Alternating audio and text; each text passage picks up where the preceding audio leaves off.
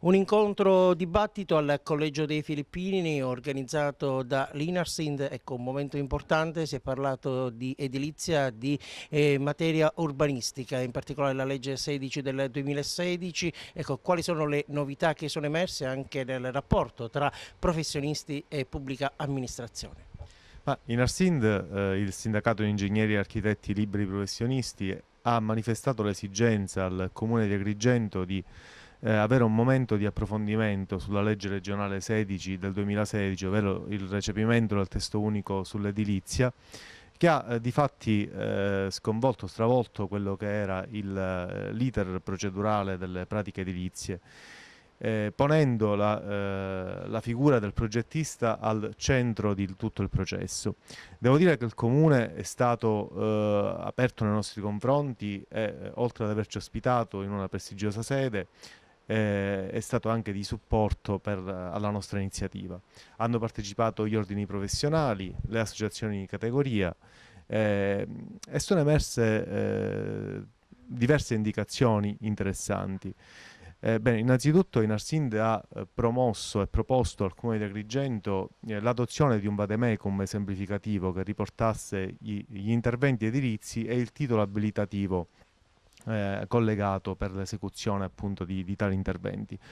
Devo dire che il comune, l'ufficio tecnico in particolare, erano presenti anche l'architetto Greco, l'architetto Dispenza, hanno visionato il vademecum e ne hanno anche vagliato la validità. Il vademecum ora avrà un periodo di studio, sarà sottoposto a un periodo di studio da parte sia dell'ufficio ma anche aperto a quelle che possono essere le sollecitazioni degli ordini professionali o delle associazioni di categoria. Questa è una cosa che volevo sottolineare. In questo incontro è stata chiamata anche l'ANCE, l'Associazione Nazionale Costruttori Edili, la CEAMA, la Cassa Edile, per avere un quadro completo di tutto il comparto, quindi non solo i professionisti ma anche i reali esecutori.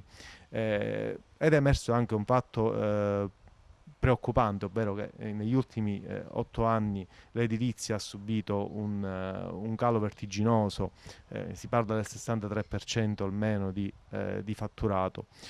Ebbene, inoltre l'assessore Virone, assessore all'urbanistica, ha anche anticipato agli intervenuti eh, la dotazione da parte del comune di una piattaforma informatica per l'inoltro delle pratiche edilizie in formato digitale. Anche questa è una novità per noi molto importante. Al Comune di Agrigento c'è la montagna di pratiche in giacenza per quanto riguarda la sanatoria edilizia. Ecco, anche su questo punto si può fare qualcosa per accelerare. Ecco, l'Inarsind che contributo potrà dare?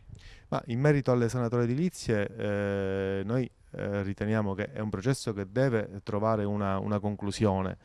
Eh, so che il Comune si sta muovendo in tale senso, coinvolgendo già altri componenti delle pubbliche amministrazioni, altri tecnici delle pubbliche amministrazioni che dovrebbero essere a supporto dell'espletamento delle pratiche.